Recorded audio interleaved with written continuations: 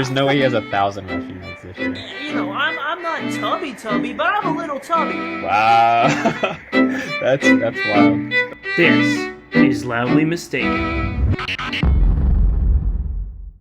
Let's go! Football!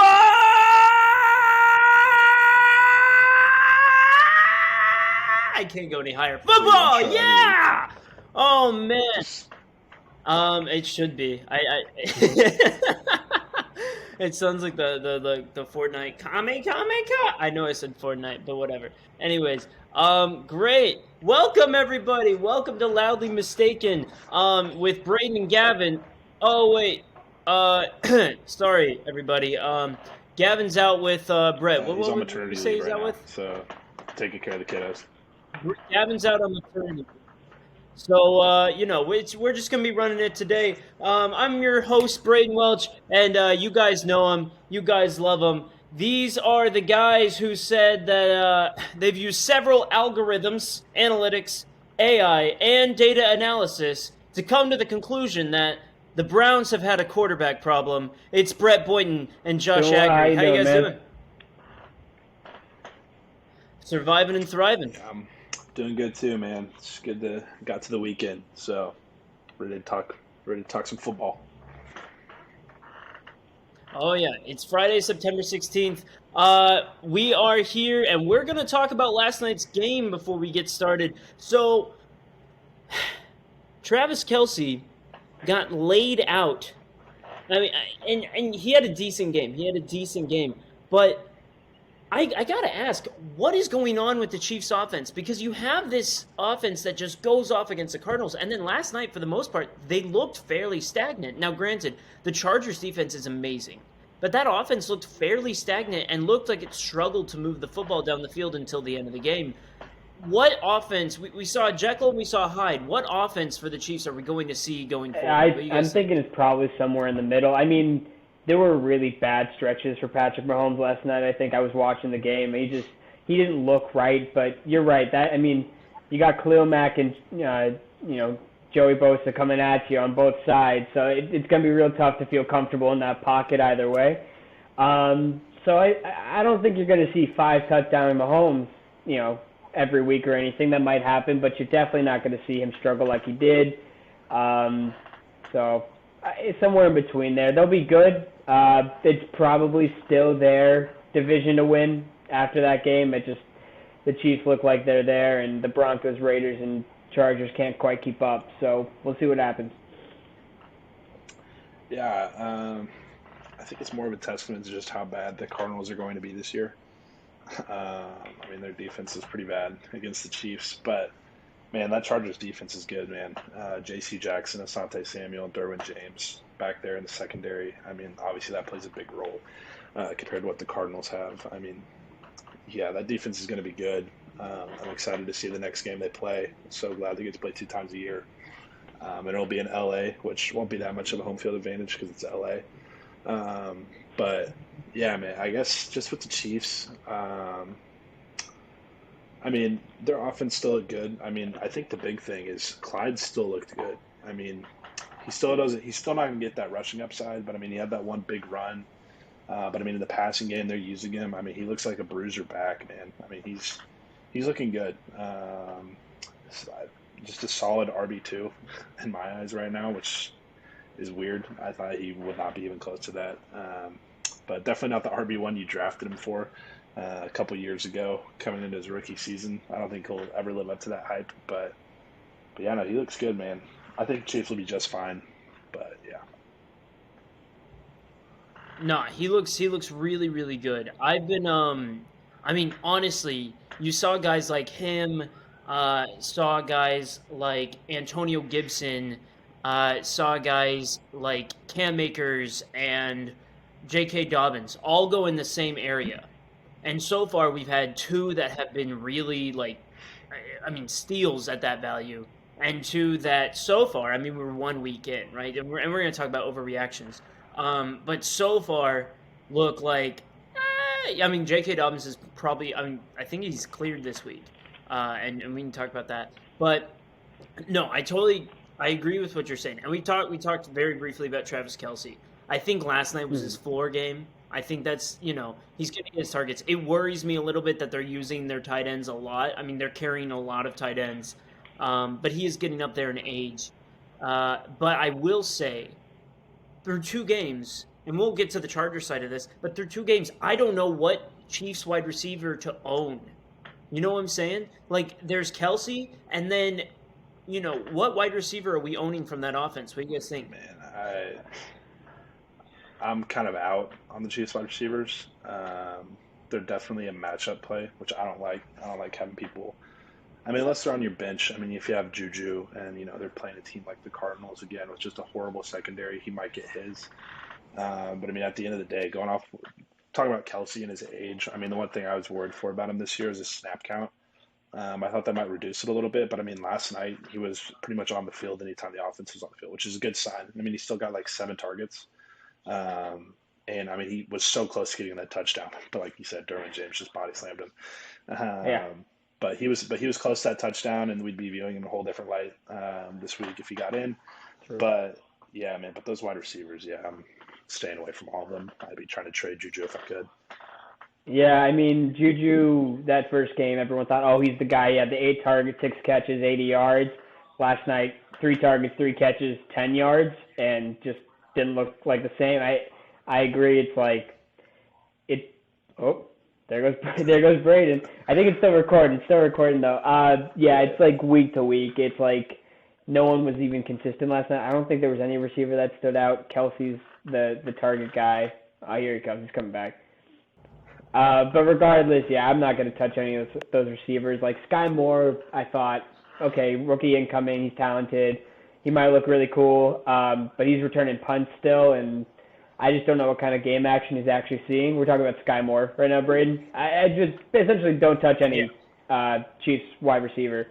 But Clyde's shocking me, like, a lot more than I'd like. I had to go up against him last night, and granted, if it wasn't for that 70-yard run he had or whatever, where he, like, set – no, it wasn't 70. It was, like, 50 maybe. I don't know.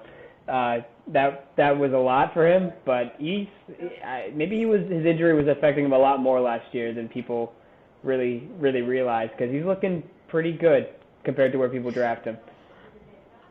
Yeah, I know. This is something small, I'll say real quick, but I know people are kind of making fun of him for his goofy, holding the ball like this.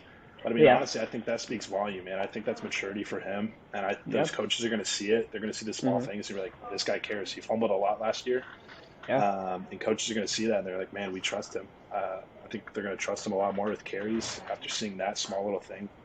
So I like that for him too. Just that small little thing can make a huge impact for the rest of the season.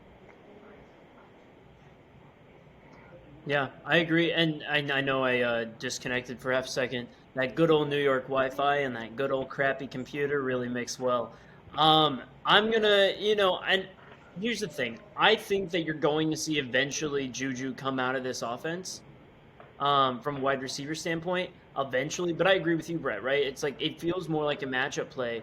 As for Clyde, I mean, we saw the same thing with Derrick Henry, where he came in, like, he started his career and did decently well. Now, of course, they didn't draft him to be the starter right away, but he did decently well. But he wasn't, the back that he is now. Now, I'm not saying that Clyde's going to become Derrick Henry, but I'm saying that there is, some maturity that we could just be seeing. Some, not only IQ, but also, like, athletic maturity. I think he looks so much better. He's had a full off season, being healthy. I think that he could be a steal. Now, we're looking at, they're still using all 3 backs. They're not using Rojo, but they're still using Pacheco, and they're still using McKinnon. So I do think that even one, I mean, you saw it last night. He got rolled up on, and they took him out of a drive completely. I think they don't necessarily need him as much as they needed him in the past. And so you could see some drives missed there. You could see some games taken out there just used for precaution. So there is a little bit of, you might be able to sell high right now on him if you want to. But honestly, if no one's biting, then by all means, hold that man. I think you can ride him to the end of the season, barring injury. No, yeah. I mean, and I want to get into this a little later with Clyde, so I was going to bring him back up. But even with, I was going to say, yeah, they're using all 3. even with that, he's only getting 8 attempts, like 4 targets a game. He's still producing 50, 70 yards rushing, 30, 40 yards receiving, maybe a touchdown in there. He's not getting as much volume, but his production's not bad right now for the first 2 weeks, especially that week 1 performance. He had a good week 1 performance. Yeah, and that's another thing too, kind of like talking about the Chiefs wide receivers with like matchups and stuff. When like they're playing when they play the Raiders, twice a year, and maybe even the Broncos, who knows? I mean, Geno Smith is kind of lighting them up. Broncos, yeah.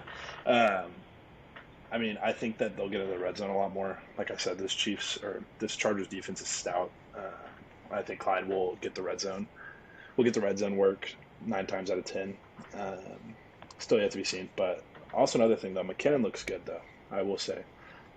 Coming from like 3 or 4 years ago, and I like drafted McKinnon. When people are drafting McKinnon in like the second round with the 49ers and stuff, like he's looking good. So yeah, I agree. There's a lot of backs in that backfield, a lot of mouths to feed. But I mean, I have a question about the running back on the other side of the ball, Austin Eckler. Are y'all? And I was going to get to that too. Yeah, go for it. Are y'all hitting the panic button, or are y'all just kind of still, if you have him, are you trying to, get what you can right now, or just hold him and see? I'm not hitting the panic button. In week 1, not a great performance. Last night though, full PPR, 18.4 points.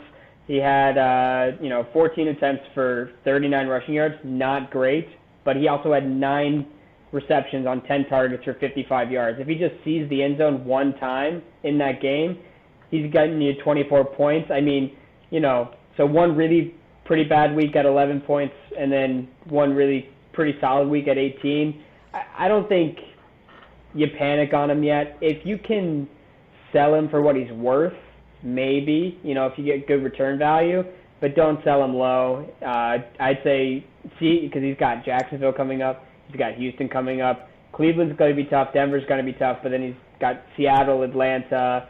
He's got some pretty easy games in there coming up in the first 7 or so weeks where he could really do well. So I talked about Eckler on, I believe it was either our first or second episode. And here's the thing, right? So he's up there in age. He's over 27, which is the age of fall off for running backs. But he's not, as for touches and carries, he's actually on the lower side compared to guys like Kareem Hunt, James Conner, Nick Chubb, Aaron Jones, all these guys that are around his same age. He has over, I'm doing the math real quick in my head, he has around about 250 less touches than Christian McCaffrey, right? And Christian McCaffrey's, about a year younger. So you're looking at him at he doesn't have as much tread on his tires, but he is an undersized guy. He did have injury history in the past. And I was telling Gavin this. I said, I think when they signed Sony Michel, to me, I don't like having a back where they're adding to the room, right? If they're adding to the room about midway through training camp, it sends a little bit of an alarm to me. And you're seeing that, right? You're seeing Joshua Kelly come in. It looks like a 3-headed backfield, which I don't necessarily love. Because you saw a guy who had major touchdown usage last year. It's the same thing with James Conner. The difference with James Conner is that they didn't really add to the room besides Darrell Williams and Eno's there, but they didn't really add to it. They didn't add a stud name, or at least any name that we recognize, such as Sony Michel. So it's that thing of he was so touchdown dependent. I'm not necessarily sounding the alarms right now for the sake of selling low. I'm saying you have to ride this out and hit 1 week where he gets high and then sell him. To me, the alarms have been going off since preseason, and I think he's hitting that declination that you're just going to it's rough. You better hope he gets a 2-touchdown week here, and then you trade him away, in my opinion. Now, speaking of the Chargers, though, and Brett, you can also talk on Eckler if you want, but also I do want to ask, is it possible I mean, it's a genuine question. Is it possible for Keenan Allen and Mike Williams to both get theirs? Because we've seen a week where Keenan Allen was getting the work and Mike Williams got nothing. And then we saw last night where Mike Williams got the work and really no other. I mean, Josh Palmer got a touchdown, but really no other wide receivers did much. Is this offense going to be able to really just have two wide receivers not only survive but thrive as wide receiver one, wide receiver two? I guess for the start with Eckler, I would say I was worried before I kind of went over the stats again from last night. I mean, he had 14 carries, and the next closest was 4. Josh Kelly and Michelle both got 4. So I think he's fine. And like Josh said, those 9 receptions are huge, 10 targets. And I mean, he by far looked like the best running back on the field. It's not like Josh Kelly or Sonny Michelle is showing them, why they should play over him. But anyways, this might take out Eckler. I think he'll be fine. He's too talented not to be. And in that offense, he'll produce. But as to the wide receivers, man, I don't know. Keenan Allen and Mike Williams are such 2 different players. Obviously, Keenan Allen's the more finesse, route running, good hands guy, and obviously Mike Williams has great hands. We saw that last night. But he's more of big play. That's the thing. I think he is a big play wide receiver when Keenan Allen is also in the game. Whereas when Keenan Allen is outside of the game, we saw it last night, they're just going to force him the ball. And it's very rare that we see them both on the field at the same time just because they're both injury riddled. But I don't know. Herbert likes to spread the ball around, whether it's Everett, DeAndre Carter, Palmer, whoever it is. So, I mean, if I had to pick one of them, just based off of that first game, I'd probably pick Keenan. That's who I'd want. But yeah, I don't really know. I think it's too early to tell. So, but yeah, no, I think that Herbert is the kind of quarterback that can support the two of them, and Brett was alluding to this, but they're 2 different receivers. Like, Mike Williams might not see as many targets as Keenan Allen, but if he's running down the field and he catches the ball for 40 yards, he's getting some pretty big plays, and we'll see how Herbert's got 10 days to recover from. I don't know much about his injury.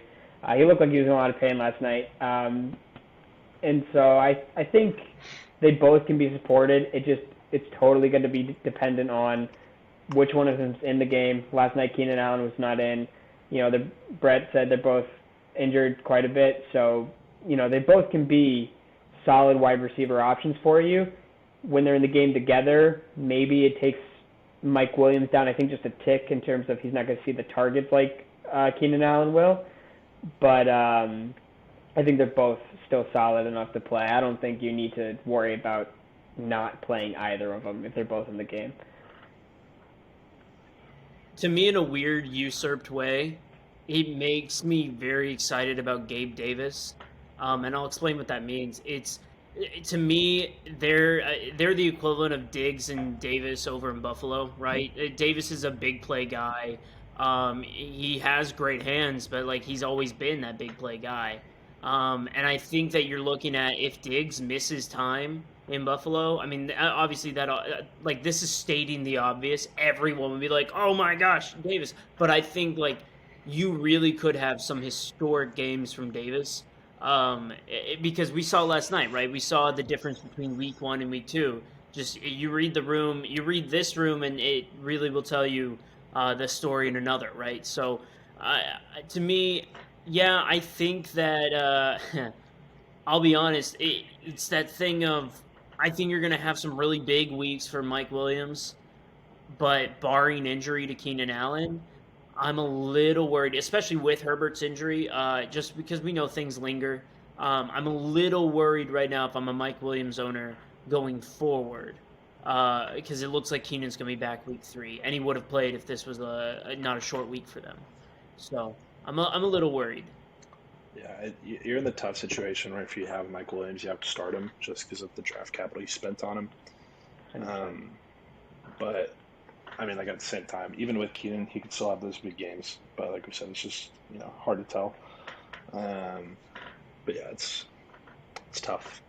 I know you alluded to this last week, Brayden, but the number two guys on teams, they're hard to project. Um, you know, but like in pass heavy offenses, though, you know, you hope for the best, and usually, you will get the best. But there will be, like last week's game where Mike Williams, gets absolutely nothing. So Yeah. So I do want to commend you guys about last week, though. Nobody's reading an apology letter today. I mean, come on. I thought you guys were going to be like really bad. I was shouldn't expecting it. Gavin? And I'm pretty sure Gavin wasn't 500. Oh yeah. Oh, is that what maternity I could be wrong. means? I could be wrong. Oh wait, But I gotta go back and watch. I gotta go back and watch the tape. Check him. I thought he barely made it, but I'll go back. I'll go back because I and think check he it was on him. below 500 going into Sunday night, and then he would have been right at 500 because he picked the Bucks. But I know for a fact he picked the Broncos, which then would have put him at. We might be getting an apology letter next so. week. Oh, he might. That's why he's avoiding yeah. this. Okay. Nah, he's being quietly mistaken. This man needs to be loudly mistaken. That's what we're about, man. All right. Well, here's the thing. We did well with our picks, fairly decent. I picked with my heart a couple of times. I mean, the Cowboys looked awful even with Dak. It's rough. I was actually on what we're going to talk about later. I was going to bring up Gallup, but he's not worth bringing up. He's not playing this week, but also he's not worth bringing up until Dak's healthy. Because unless they make a trade in that offense is everything. I mean, CD's the only guy you can maybe play, and it's kind of like DK with Geno last year, where it's like, you never know what you're going to get. So overall, we did fairly well. I'd like to put in the fact that the Browns did win. Okay. Face. I'm just saying, with that Browns win, he did not spike that ball. He took a stride back. That's a penalty. That's 5 yards. They were robbed. I'm just saying, the Panthers were robbed. There's a couple of those calls. Oh, you know who else won? You know who else won? The Steelers. Rubbing in that one too. Yeah. I told you to watch out for that Joe Burrow injury, and he looked good at the end of the game, but man, he looked so bad early on. I'm not worried about that carrying over this week, but man. I think that's more about the Steelers' defense than Joe Burrow's injury or anything. Yeah. Yeah. Which big break for the Steelers, not losing TJ Watt for the whole season. Because it looked like he was donezo's. But I think a point is being proven that if you don't play your starters in the preseason, they're going to come out looking rough. I've been hearing a lot of people saying it, and the Bengals, the Rams, there's one other team, might have been the Packers. Like, you got to play those starters, just one series. That's all you need. Or if you're the Chiefs, you play, Patrick Mahomes a whole quarter. But I agree, and that's definitely. I think. I mean, even if you risk injury, right? Because you saw guys like Deontay. If we're talking about the Steelers, you saw guys like Deontay get hurt in that last preseason game, but he came out. He was fine, right? So you don't want to risk him too much. You don't want them playing 3 quarters, but it's going to be rough. Okay, well then let's get into what we're talking about this week, right? So we're looking back and looking forward. We have 3 things we're going to talk about this week. We have overreactions. Okay, I want an overreaction from week 1. I want something that was overlooked, right? Something that's not really getting talked about, or something that's getting talked about that you're like, come on, you really got to look into this. And then I gave you guys a list of players, and I can I'll read these players out right now. I gave you guys a list of players. It was Darrell Henderson, Khalil Herbert, Jamal Williams, Jeff Wilson, Rex Burkhead, Curtis Samuel, Julio Jones, DJ Chark, Devin Duvernay, Jahan Dotson, Jarvis Landry, Joshua Palmer, and Taysom Hill, all of which are big waiver wire smashes right now. I want you to tell me if they're a week guy, right? Are you only playing them week 2? Are they a season-long guy? Are you picking them up and you're smashing them throughout the entire season? Or are you passing? Are you saying, no way am I touching this guy? He's fool's gold. No way. So let's start with these overreactions here. Brett, what you thinking? What's your overreaction? Have one for fantasy purposes and also just overall NFL. and they both involve the same team, and that would be the Tampa Bay Buccaneers. Um, they look good. I mean, the offense didn't look great. Injuries, injuries are always a thing, and that was showing there. But I mean, that defense looks like it didn't miss a beat. I mean, I know the Cowboys are the Cowboys. They don't really have any weapons, so like that's a bad test. But I mean, like they still look good. They made Dak look worse than Trey Lance did in a monsoon, and so I mean, I like them a lot. And honestly, I have them. This is overreaction. I have them winning the Super Bowl this year. After what I saw, I liked what I saw. I know that offensive line is a little banged up, but it's Tom Brady. You never count Tom Brady out. I really like that defense this year. They didn't really lose anything. But and then my other thing, the reason why I think they're gonna, win the Super Bowl. Actually, I'm gonna change it. They're gonna make it to the Super Bowl. I won't say they win. Make it to the Super Bowl. I'm gonna change that. My bad. I'm changing it. I'm going back. But still, I still feel like it's a reaction. But I think Leonard Fournette's gonna be a big part of that. And barring injuries, I think he finishes around like I had one in mind, but I'm going to step back a little bit and say top 8 running back in the year, which honestly might not be too big of a reaction. So I'm gonna bump it up to top 5. I think Leonard Fournette will finish as a top 5 running back. I think he looked good. Didn't look fat. He looked in shape. As long as that hammy doesn't bother him throughout the year, which I mean he's already practiced back-to-back days, so I think he's fine there. If he's good, man, I mean they were giving him the ball like crazy, and if those wide receivers continue to stay injured throughout the year, he's going to get those targets that are vacated, and he's just going to roll with it.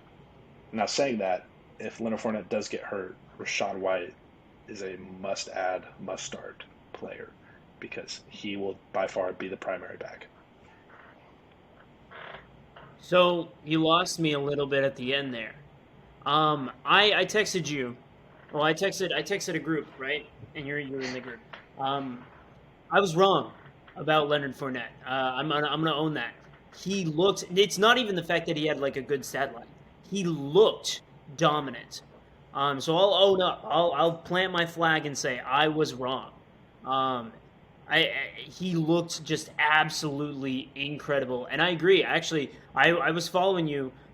He looked like a top 5 running back. Now, the reason why I say that, besides the stat line, besides how he looked just when he was on the field, is actually the other side of that. I think Rachaad White is fool's gold to me.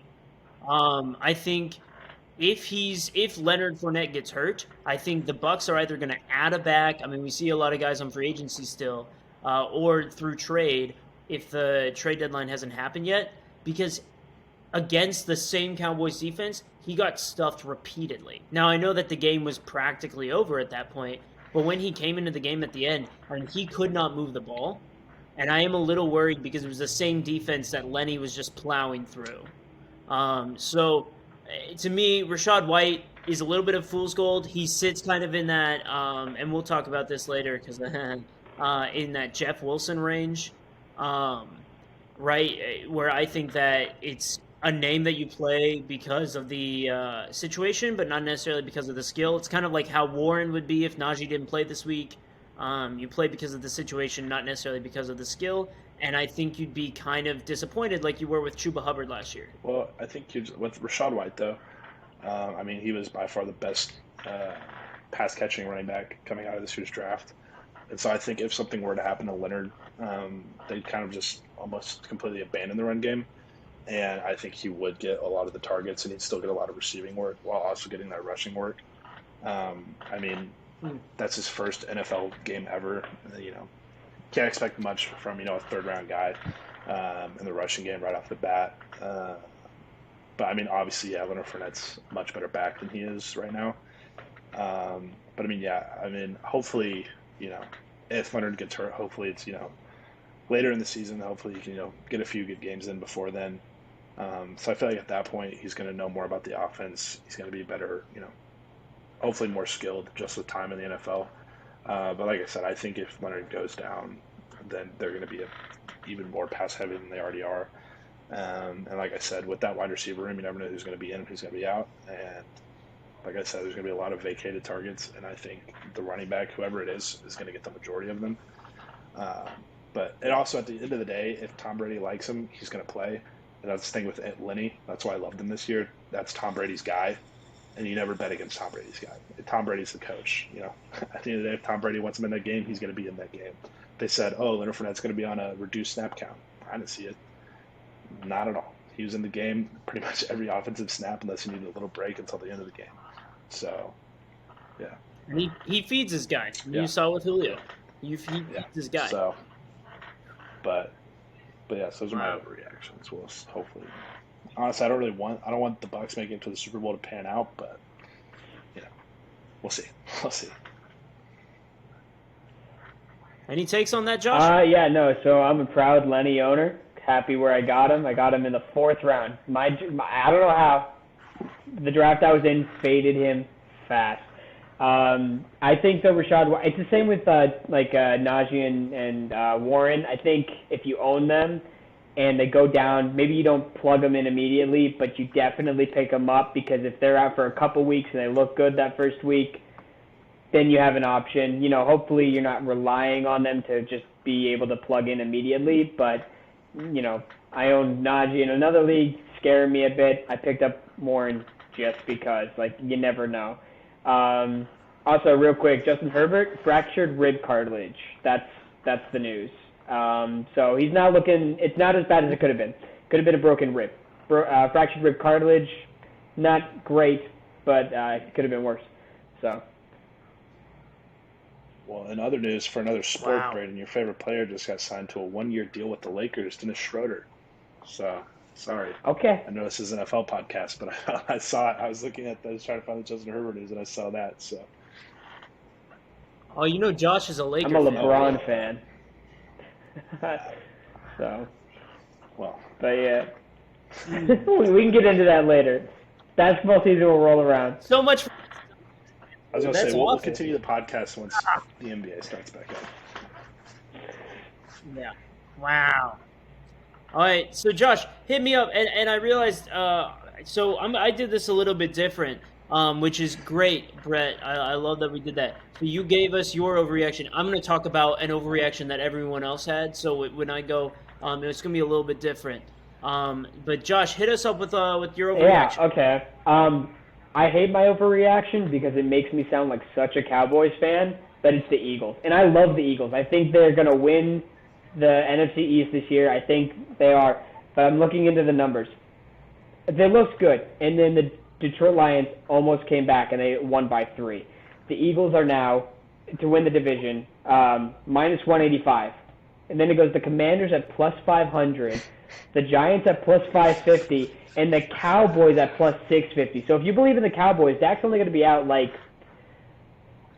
4 weeks minimum, 6 weeks max, I think. He's coming back sooner rather than later. If they can stay close to 500, if you think the Cowboys can come back, now I don't know if they do. I think the Eagles would have won it anyway. It's plus 650. So those are great odds. Conference odds, though. It goes Tampa at plus 280 to get out of the NFC. Then it's the Eagles at plus 600. They jumped all the way to second to get out of the NFC. And, it's over the Rams, the Packers. I think people are just overreacting there. Super Bowl odds. It goes the Bills at plus 500 to win. Chiefs at plus 750. Tampa at plus 750. And the Eagles have the 4th best odds to win the Super Bowl right now. I like the Eagles. I think they're good.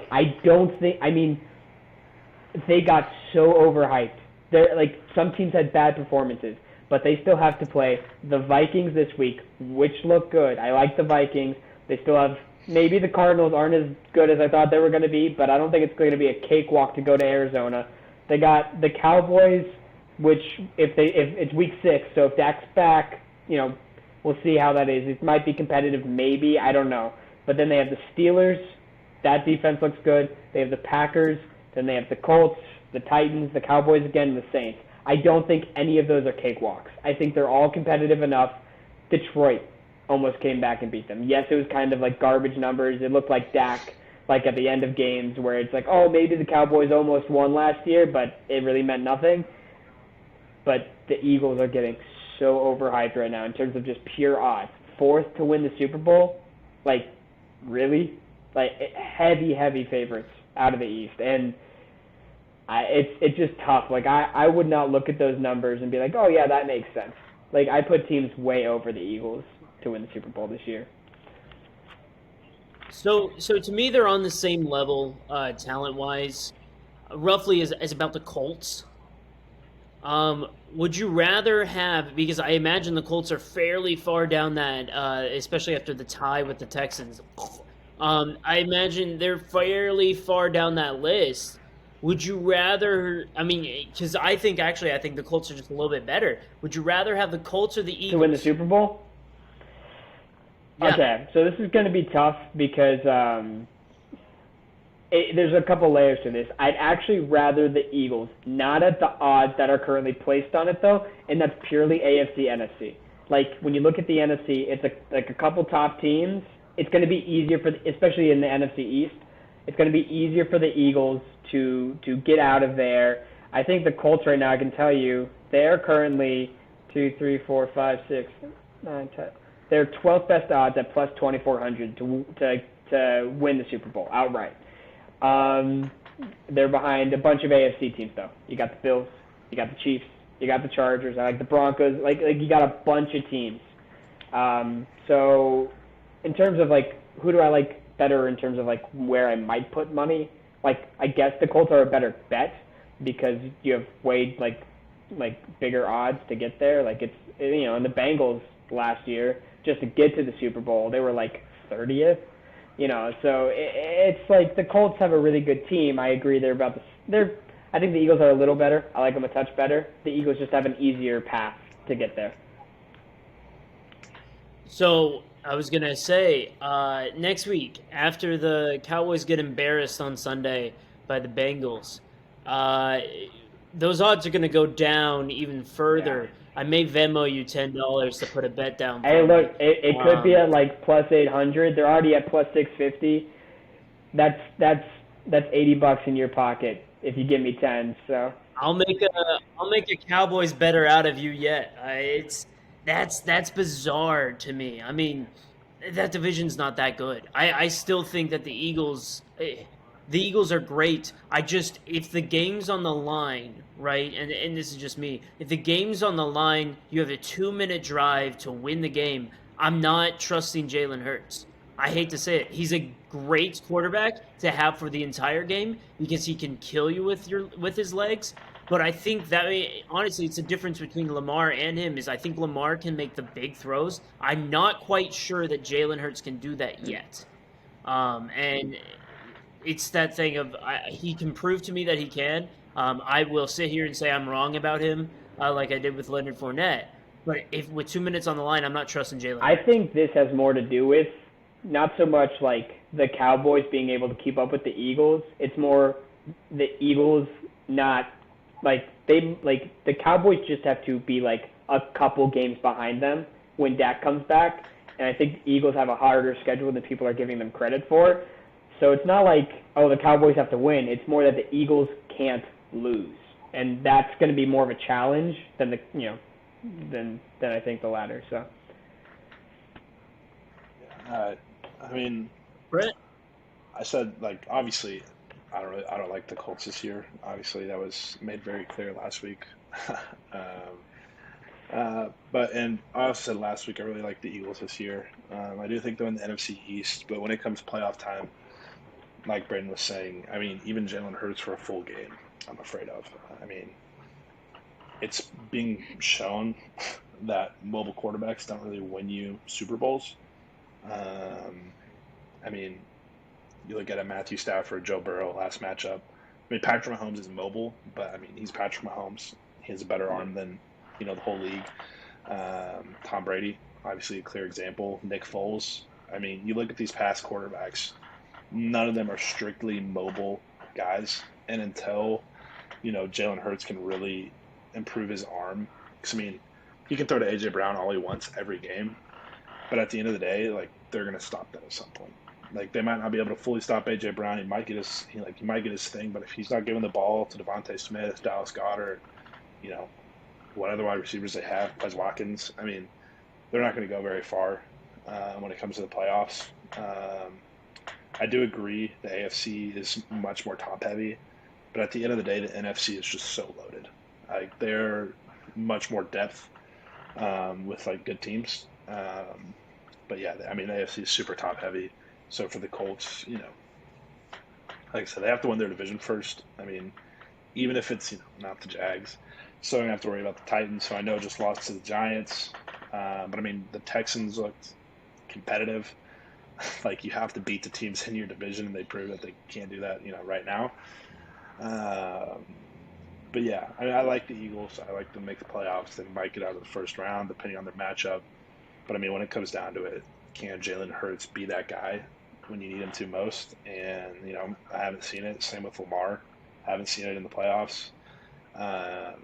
So we'll see. I don't know. I definitely would not put my money on the Eagles to win the Super Bowl. I mean, honestly, I like the Vikings to make it to the Super Bowl more than the Eagles. Yeah. I just like them better overall. I think Kirk Cousins. Kirk Cousins is a better quarterback than Jalen Hurts. Just overall, Jalen Hurts is more talented, but Kirk Cousins as a, make all the jokes you want about him in the playoffs and all that stuff, and games when it matters. But like at the end of the day, man, he gets it done.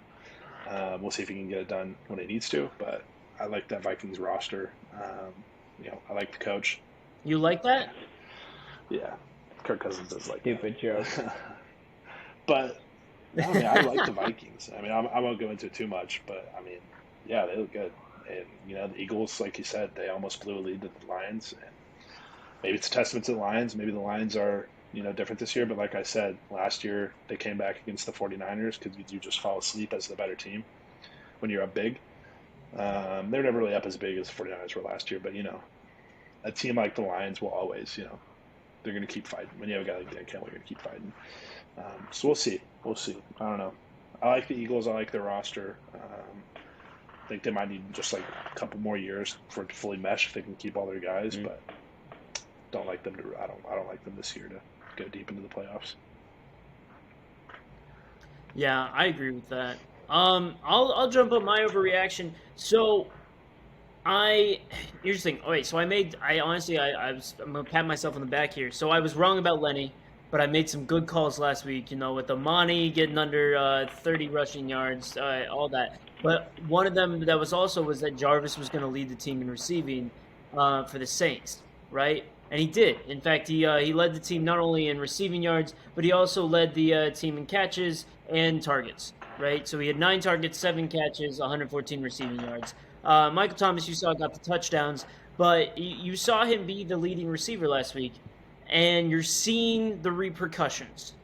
So now I got to say, okay, that's great. I'm glad, I love it.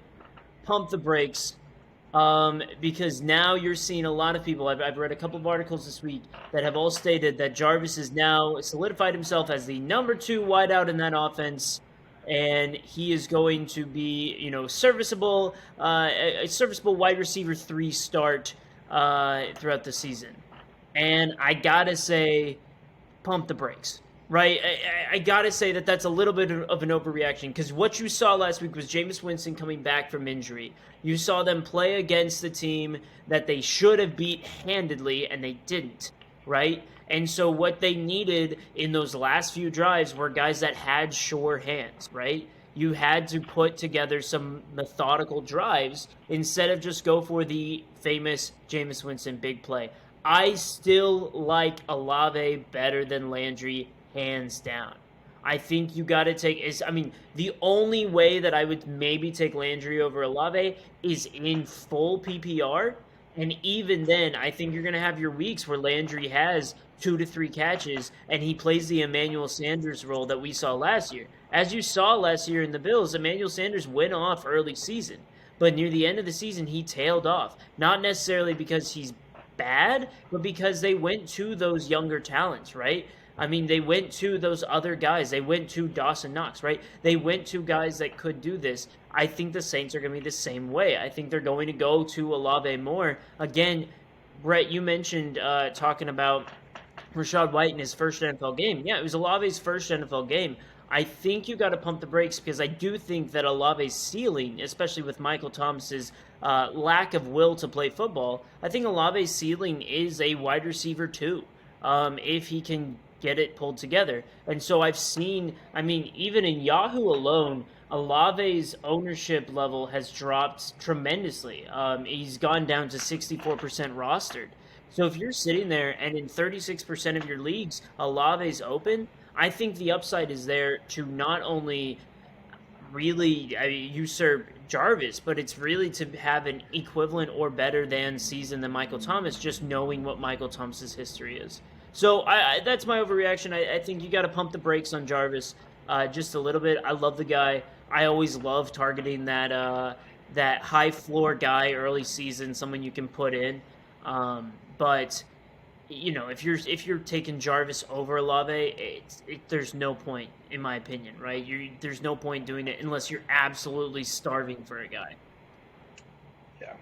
I'm also realizing my quote-unquote overreaction was more of a bold prediction. So I have an actual overreaction that I'll go over really quick and we'll be done. The overreaction is Jamal Williams is not that guy. I don't care what people are saying. He's not that guy unless DeAndre Swift goes out. People are saying sell high on DeAndre Swift. Yeah, whatever. Do not sell high on DeAndre Swift. He's one of the most talented running backs in the NFL. He proved it. The reasons why he came out of the game in the red zone was because he just got them down there from a 50-yard run. Yeah. Like, you're going to be gassed. They're not superhuman people. So yeah, pump the brakes on the sell high on DeAndre Swift. That's stupid. I'm sorry. I'm going to call you stupid if you sold high on DeAndre Swift after week 1 because you're afraid Jamal Williams is going to vulture those touches. I mean, he averaged 2.8 yards per carry. DeAndre Swift averaged 9.8 on 14 carries. And I know injuries are a thing. So like I said, if he's out, Jamal Williams will be the guy. I mean, maybe, unless, you watch Hard Knocks and you saw Craig Reynolds' dog. But yeah, no, pump the brakes. As long as DeAndre Swift's healthy, there's no reason to sell him. So. Well, you're seeing a lot of, to me, Swift and Chubb are very similar, right? Where Hunt is a more talented Jamal Williams. Much more talented. I think you're much more talented, right? But I do think that the other thing is that Swift, you do have a little bit with what's going on in practice right now. Of course, he says he's going to play. They say there's no issue, but he hasn't practiced yet this week. I would be just a little bit worried. I wouldn't sell high on him. I think he's a great, phenomenal player. I would just be worried a little bit about the health because he's had a regimen he has a history of being a little gimpy. But so does Chubb. So to me, they're equivalent. And I think if you're selling high on Swift right now, you better be getting, Devontae Adams or Justin Jefferson or someone that's extremely high. Like when you say selling high, you need to be selling high. Otherwise, there's no point. The whole injury thing, I mean, I know you and me, Brayden, kind of have the same mindset. You can't predict injuries. If you're an NFL running back, you're going to get injured at some point in the season. You're going to be nicked up. It's just the way of the game. I mean, you can just beat up by big old defensive linemen most of the time, linebackers. You're not a wide receiver going up against corners just all the time. So, yeah, I mean, one of the big takeaways that I took away from Hard Knocks was Deuce Staley, who's the running back coach in Detroit, was like, DeAndre's going to play through smaller injuries this season where he hasn't in the past. And obviously come back to bite him in the butt and make it more serious. But I know Dan Campbell is a very big believer of keeping his players healthy. I don't think they'd trot him out there if he wasn't ready this season. And I feel like he's not the type of guy that needs to practice every day of the week to still go out there and be a stud. But yeah, so I'm also very optimistic considering he's on my team. So yeah, I like him. I like him. Josh, you also talked if you have anything on that, but also let's hear your overlooked player or overlooked. Overlooked. Okay, so we already it wasn't going to be CEH, but I think people were undervaluing him, and then after this week, it kind of solidified. People were like, oh, sell high now, he's going to crash. Maybe he doesn't crash. Yes, it's still a 3-headed horse over there, but he's getting really solid touches. All right, this might be an awful take. Donovan Peoples-Jones, I don't think is being talked about enough. Now, Amari Cooper has a tendency to, on the road, just completely go away. You know this, Brayden. You're a Cowboys fan. You saw it happen. He had 11 targets, only 6 receptions and 60 yards. But he got 11 of those targets. I think Amari Cooper, if I remember correctly, he was only targeted in that game. He was targeted 6 times. And now, maybe they're covering Cooper and they're shadowing him a little more. Donovan Peoples-Jones is 23. I don't trust Amari Cooper as much. Maybe with Deshaun Watson, you see something happen where Amari Cooper is kind of on the same page as like a Donovan Peoples-Jones. I think Donovan Peoples-Jones is talented. He's never been like a huge fantasy thing. But if you can see like a bump in volume, like it's still a run-first team, obviously. You got Nick Chubb, you got Kareem Hunt. So he's like 4th option on that team. Maybe he can sneak into 3rd, though, if Deshaun likes him a little more. I don't know. So I just don't think enough people are talking about him. I've always thought he was talented. I always thought he was a talented receiver, and he's young. So maybe he can put himself in there, or he can absolutely crumble. It might be a terrible take, but I liked the 11 targets last week. I'm not a big fan of chasing that offense right now. Fair. To me, it's like picking up if anybody, which not many people did, right? But if anybody cuts Eli Mitchell in your league, yeah, so you can pick him up, but you got to sit on him for 7 weeks, which you do, right? Peoples-Jones, to me, unless Amari Cooper goes down, you're not going to have a solidified, consistent production. It's like picking up Chase Claypool. No, I'm totally on board. I don't think pick him up. I'm not saying pick him up. I'm saying if 2-3 weeks from now, he's still seeing, maybe he's not catching those balls, but if he's still getting the targets, that might not be awful, because Brissett's still going to be around for, what's it, it was 11 weeks, right? 11-week suspension for Deshaun? So, just watch him. I'm not saying pick him up. I'm not saying even play him. Don't even think about it. Watch him. He might be someone to look at. Yeah. Considering, everyone's talking about so many Curtis Samuel, Jahan Dotson. You can go down the list. I think he should be on the list of people to watch. So. Yeah, that makes sense. Brett, what do you think? This is even funny that I'm saying this, but Carson Wentz. I know people have been talking about him a little bit, but he looked good. I know it was against the Jaguars, but they're quarterbacks that played similar defenses that are, people have been saying are better than Carson Wentz. They didn't have the game that he did, but he threw the ball 41 times. So, that's a lot for, Carson Wentz. And they have the weapons. They have them. That wide receiving trio is good. It's going to be good. Just between Terry, Curtis, and Jahan Dotson. But yeah, his stat line, 27 for 41, 313 yards, and 4 touchdowns. 4 touchdowns is insane for a guy that, nobody cares about. And obviously, this could be, a 1-week thing. I don't think it is. I think he'll have his picks. I think he'll have his bad plays. But, he also ran the ball 6 times. It was for 12 yards. But, he wasn't afraid to run it, which could value. Because, he was, he's not the fastest quarterback, obviously. But, he's a shifty guy. He can run the ball. But, Carson Wentz looked good. He made good throws. Kind of regretting trading Terry as of right now. I think he'll be a valuable asset this year. Jahan Dotson looked like the red zone guy. Curtis Samuel. Everybody's getting involved. Antonio Gibson. I think people are kind of overlooking Carson Wentz because, sorry, Brayden, but the Colts just did not have the weapons last year really to support any quarterback, and we're kind of seeing it again, just with that first game. And I'm not gonna I'm not saying it's all their fault and that Carson Wentz wasn't to blame. Carson Wentz was not a good quarterback. But I think if you give him these weapons, and kind of just let him do his thing, let him sling it, he's gonna throw his picks, it's gonna happen. but I think those 4 touchdowns, they're not going to be every week, but 2 or 3 touchdowns a game, I see happening, unless you play like the Bills or, one of the better defenses in the league. But I mean, with Gibson, you still don't know if you can trust him. This may change when Brian Robinson gets back. Maybe they go to the run game a little more.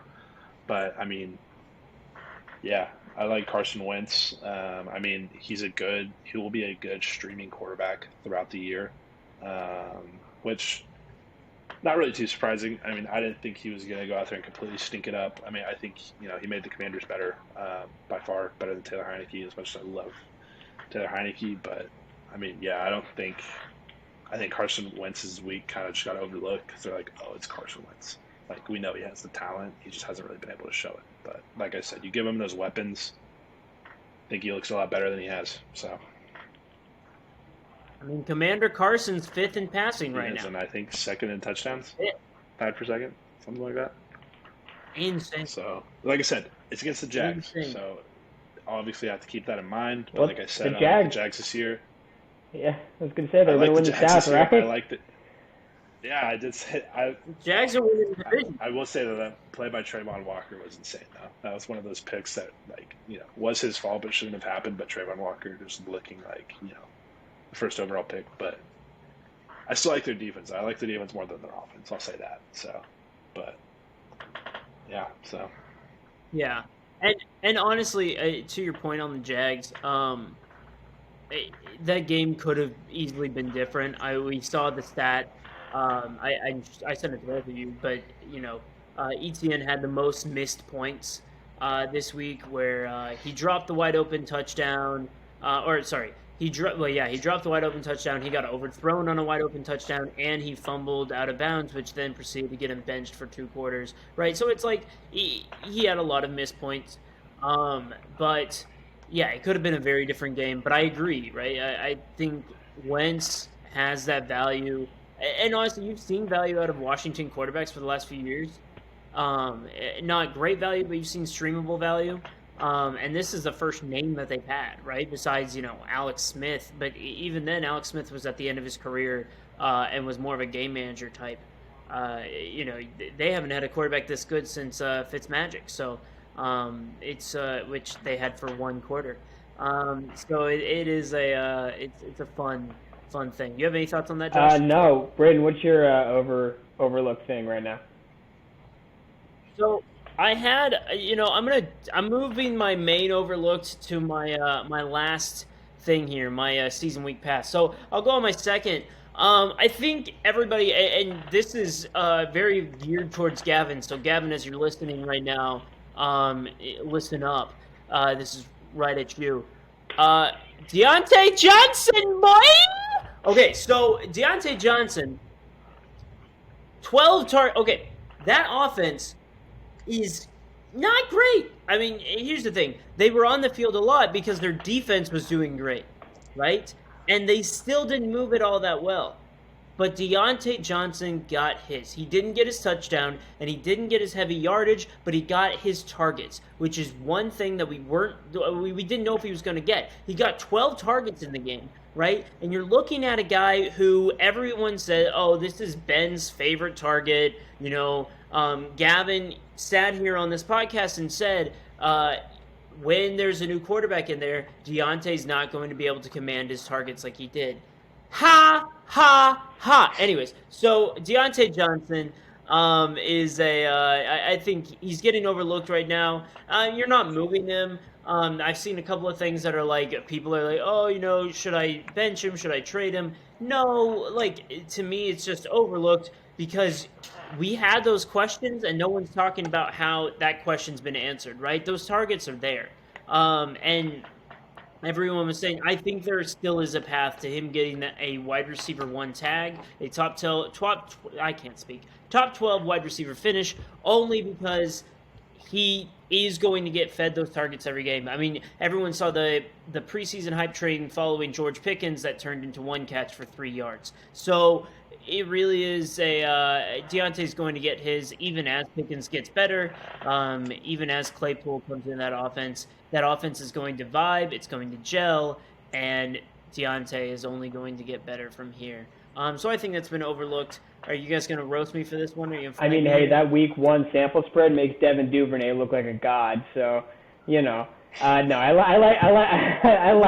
Deontay enough. I don't think he's gonna be as high as you say. I think he's solid top 24 guy easily, top 15 probably. Question: Are we panicking on Najee Harris? Are his injuries? Like, are we panicking on that? I'm not panicking. I'm not panicking because of his injury. I'm panicking because that offensive line is still just horrible. He's going to continue to get that volume. Like, his yards per carry is going to stay at 2.5 to 3. I mean, he can have all the talent in the world, but at the end of the day, that offensive line can't support him. And if he still has a foot injury as a running back, that doesn't help him. So I am worried about Najee. I think you're reliant there on the fact that on matchup, right? Like, if you think he's going to hit, he will hit his ceilings a couple of times. He'll hit that only because he'll be like playing against a terrible run defense, because there's weirdly a lot of that in the AFC. You don't have a lot of great rush defense, but not in their division, which that's where the kicker for me comes in. It's not only like injury-wise, even if he sits for 2 weeks and comes back fully healthy, his division has tough run defenses all the way around. I think that, that entire division, we saw Cincinnati looked decent against the run, and in my opinion, in that division, that's the worst run defense. Yeah, it's just tough because you look at where people drafted him. It was over guys like Aaron Jones, Leonard Fournette, Nick Chubb, DeAndre Swift. Well, depending on what league you are, DeAndre Swift, but there's like just so many more running backs that I think are going to be so much more productive than him, and will finish higher ranked than him. It's like that's the really tough thing. I mean, like, if you got him in if you're getting him in like the second or third round, I wouldn't really worry as much. But I mean, you took him over, I mean, depending on how high you are, you could have taken him over, like the big five between, Eckler, Henry, Christian McCaffrey, not John Taylor or Christian McCaffrey. That's your own problem if you drafted Najee over them too. But like, there are some guys that I'm sure people drafted over. They drafted Najee over just because of that volume. But at the end of the day, if your offense can't support that volume, then it's not good. I mean, you saw it, right? We saw it. It's like, if you're worried about the injury, then you drafted him over Dalvin Cook most likely, and Dalvin got his right. It's like, and Dalvin has a better offensive line. So yeah, I think you're seeing buyer's remorse there a little bit. And you probably drafted him just because of the hype. You might have even drafted him over Justin Jefferson, which we saw would have been a big mistake. Great. I'm gonna actually, unless you have something to add, Josh, I'm gonna jump on my my season week pass, my week season pass. Great. So this was actually going to be my overlooked. Brett, you touched on the San Francisco-Chicago game a little bit, on the uninhabitable weather that was going on there. That was crazy. There was literally, I'm surprised football was played. Like, you look at videos of that game, and it's just insane. The field was literally just water, right? You could have probably, put some Flex Seal on the field at least, right, to try to fix it, because it patches water. It works underwater. Anyways, so we're not sponsored. I just want to be. So Jeff Wilson, though, let's talk about him. So he's like the number 1, number 2 guy on all of the waiver wire boards. He added in Yahoo leagues a 56% ownership rate in 1 week, right, in the span of this last week. And why? I mean, we saw Eli Mitchell got hurt. He's out for 2 months. Jeff Wilson is going to be the guy, right? Well, here's the thing. Jeff Wilson, week season pass, I'm going to pass, and I'm going to tell you why. I pass on Jeff Wilson because you saw last week in a game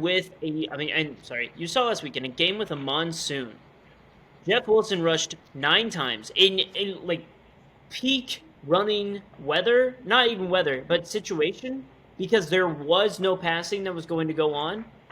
They had to run the ball. You saw success with Eli on the ground. You saw success with Debo on the ground. You know what you didn't see? Success with Jeff Wilson on the ground. Jeff Wilson rushed 9 times for 22 yards, and then he got 2 catches for 8 yards, right? This man also, on top of that, has never played more than 12 games a year, so I know you can't estimate injury. But you have to look at his career. He historically has never been a healthy back. I mean, even last year, he only played 9 games. And you saw, Mostert go down in week 1, and he was supposed to be the guy. He was supposed to be the guy, and he wasn't. And in fact, he let the door open. He's the reason why we have Eli Mitchell. He has inefficiency, and on top of that, I mean, the reason why we're fading guys like Dobbins, like Kenyon Drake, like all the running backs in Baltimore is because they have rushing quarterbacks. You partner that with Trey Lance, who is a rushing quarterback, who has a big arm, who's also not going to dump it down to the backs, with the exception of the weather, too much.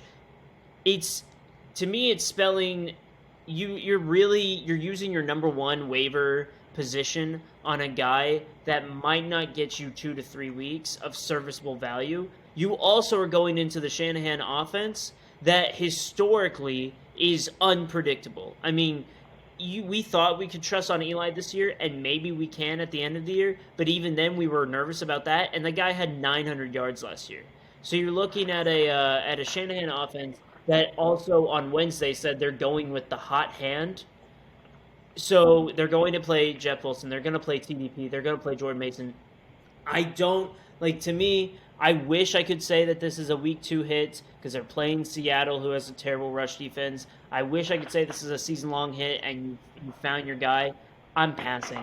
I'm saying wait for someone clearer. If you have him, get rid of him. I don't see why we're buying this guy. I see why. I think it's fool's gold.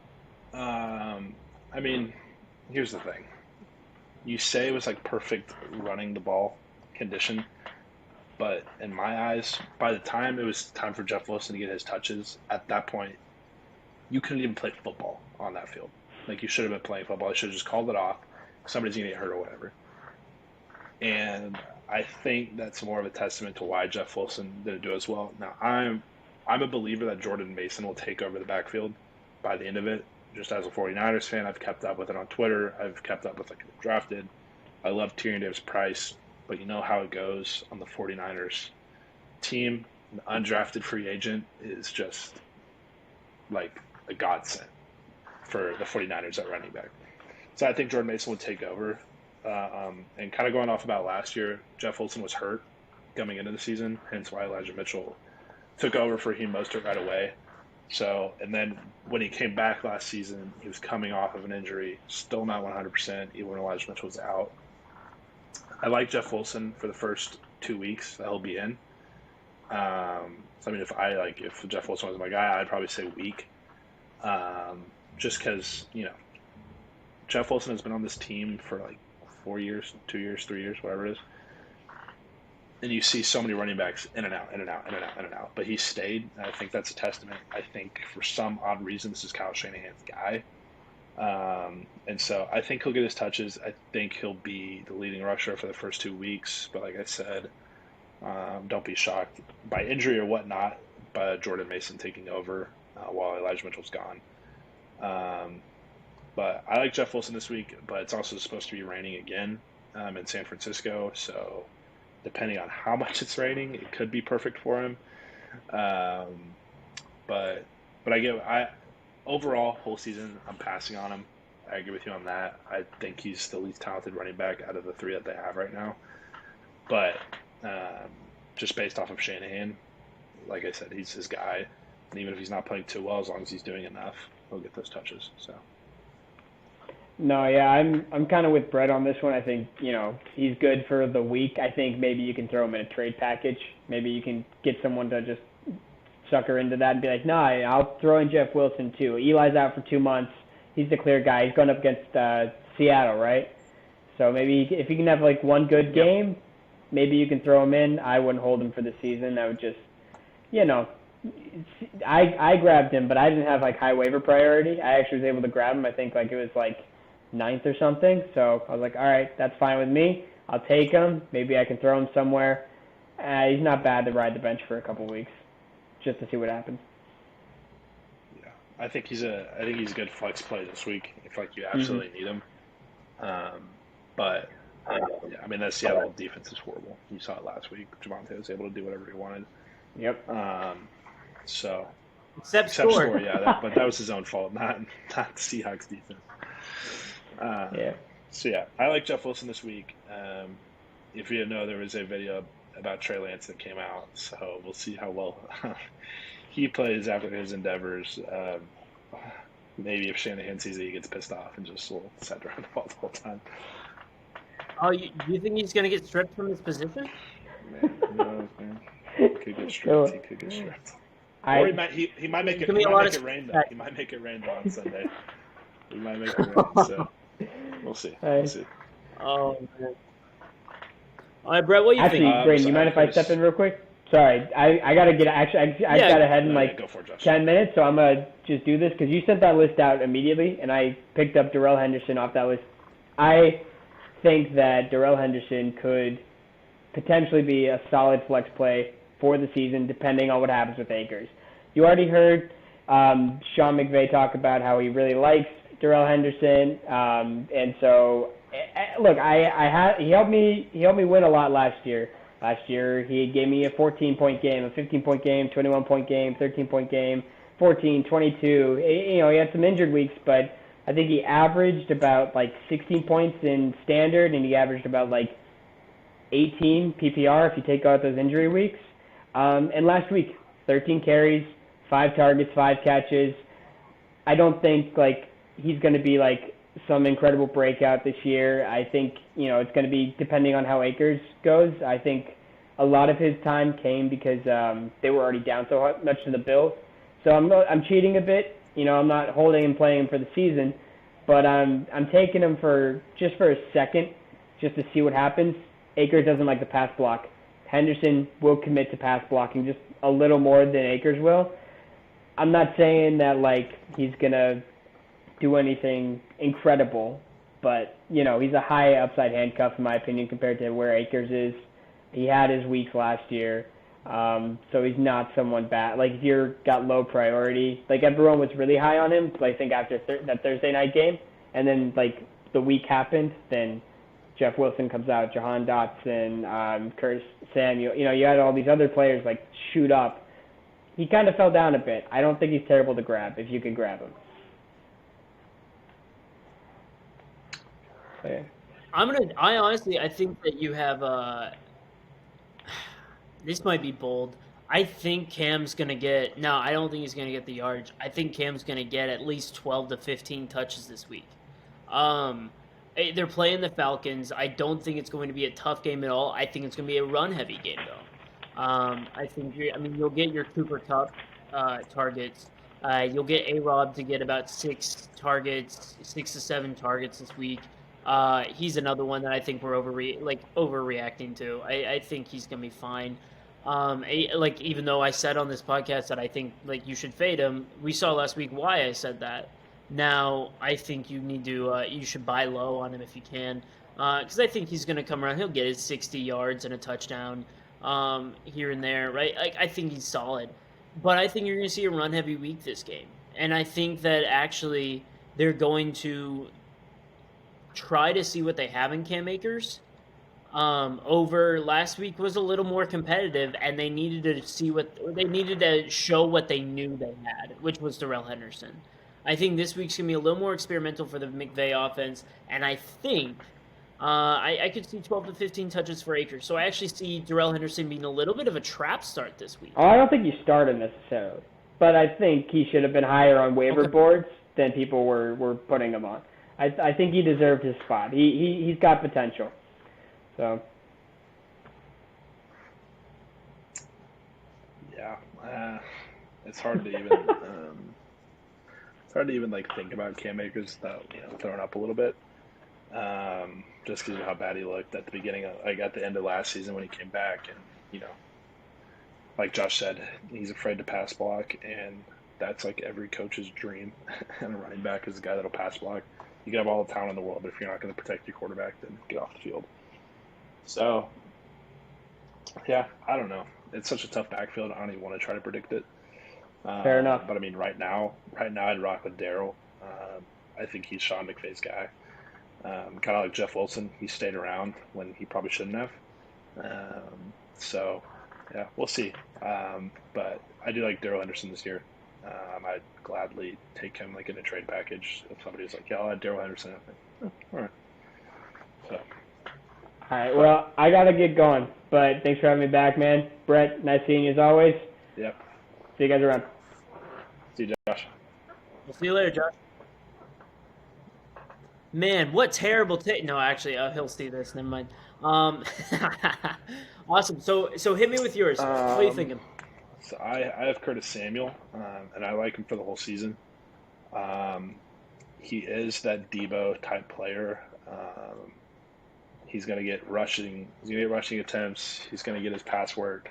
I mean, they paid him so much money for like Christian Kirk money. Well, not like that, but a little overpaid. He's Ron Rivera's guy. Like, there's a reason why they paid him that much coming over from Carolina. And like we saw it last week, got a lot of targets, got his receptions, got a touchdown. I think Brady got a touchdown. Correct? Am I blanking? Yeah. So I think he did. I'm pretty sure. I'm 99% sure he did. He also fumbled. He did fumble. yeah, he got a touchdown. No, he didn't get. Oh, he got received. So Yeah. So I like him for the whole season. I mean, like I was talking about earlier with Carson Wentz, I think they're going to throw the ball a lot until Carson Wentz proves that he can't, which is kind of like with the Colts, though. They wanted to come out throwing the ball more, and then they just couldn't, so they just gave it to JT. But like I said, I like his weapons more. I like Curtis Samuel for the year. I mean, honestly, I think you could put him at flex this week. They play the Lions, correct? So Yep. That's a great play, honestly, this week. I think he has, honestly, wide receiver 2 upside. But, I mean, he could finish as a wide receiver 3, which is great value considering nobody's drafting him. And I think just with his talent, like I said, I mean, he came into Washington last season. Everybody was super high on him, super high. And obviously got hurt, and now he's back. He looks healthy. He looks good. I like his build just overall, like 5'11", like 100. I just player profile because I'm looking at it. 195 pounds. It's a good build. A little smaller, but I mean, like you said, as long as he's staying healthy, which I hate that we just say that so much, but that's just the reality of the NFL. But I mean, if he stays healthy, I like his upside. He's going to get a lot of touches, whether it's through the rushing game, passing game. And I mean, as the season progresses, if they like what they see with him, just like with Debo, they're just going to give him the ball more if he's producing. So I like him for the season. Well, and I really like what you said there. I threw in the fact that he fumbled as actually a key, right? Because he fumbled, I believe it was in the second quarter, and they still played him. Which is a big thing, right? Because we're talking about Antonio Gibson possibly getting faded because of his fumbling issues, right? And you saw Gibby play. His rushing was all right. He actually had a lot of receiving yards last week. But Curtis Samuel is a guy who, especially now, Brian Robinson might come back sooner rather than later, which is nice.